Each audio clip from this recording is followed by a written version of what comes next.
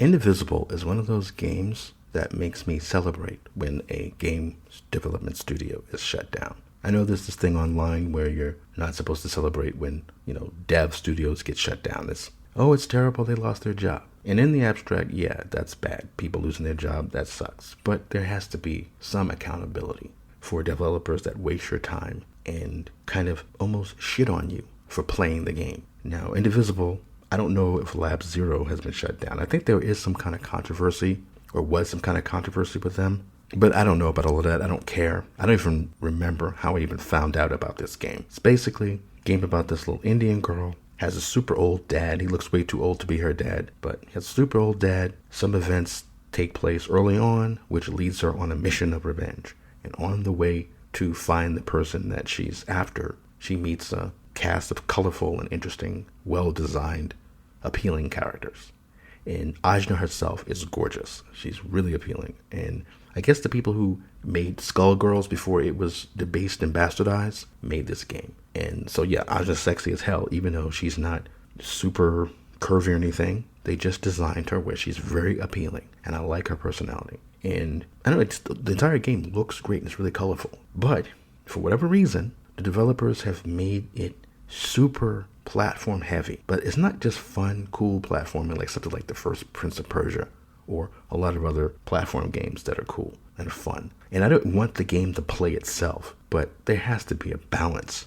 I champion indie games over AAA games these days, but one thing I find that's an issue with indie games sometimes is that the developers don't seem to take into account what's actually fun to play. Like they don't QA test the game, or they just get stuck on a particular mechanic they want to do, or they want to make it old school and super punishing. But it's the platforming that undermines everything else about the game, even the combat, which was a pain. I first was rage quitting the game because of one of the first major bosses. It was insane. I couldn't beat it. It was like right when at the end they'd go crazy on you. It was just, I couldn't understand it. And they don't really explain the combat. At least I found a lot of good videos on YouTube and posts and stuff that explained the combat better. So fine, beat that boss, was talking about to myself how much I love this game now. It's so much fun, and I love Ajna, I love all the different people she's meeting, it's blah, blah, blah. Then all of a sudden, the platform just gets worse and worse and worse. Even just jumping and using this axe, you got this axe hang move to help her get higher and higher for the platforming. Even doing something as simple as jump up, hit the axe against the wall so you can bounce off, blah, blah, blah. Doing that is a mini game in and of itself. You've got these stupid ass platforms that literally, as soon as you step on them, they pretty much just disappear. And they disappear faster than they do to reappear.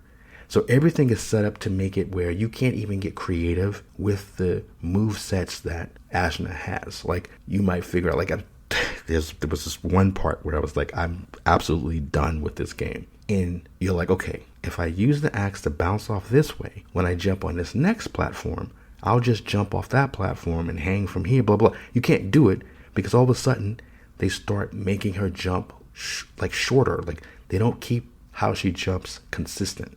It's like they do all these things. Like they place certain platforms where if you overjump one platform, it won't be far enough to get to the next platform. If you try to be clever okay, I'll bounce off this disappearing platform, axe hang a little bit higher and then jump again.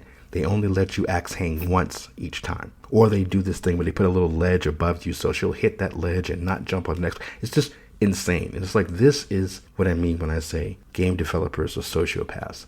And I wouldn't mind a studio like that shutting down and all of those developers being homeless. The only reason why I keep coming back to this damn game is because it looks so great. And it feels like One Piece in a way. I'm not talking about the story. I've only read 6 volumes of One Piece so far. But I just like the colorful cast of characters. I'm interested in how the story is going to go.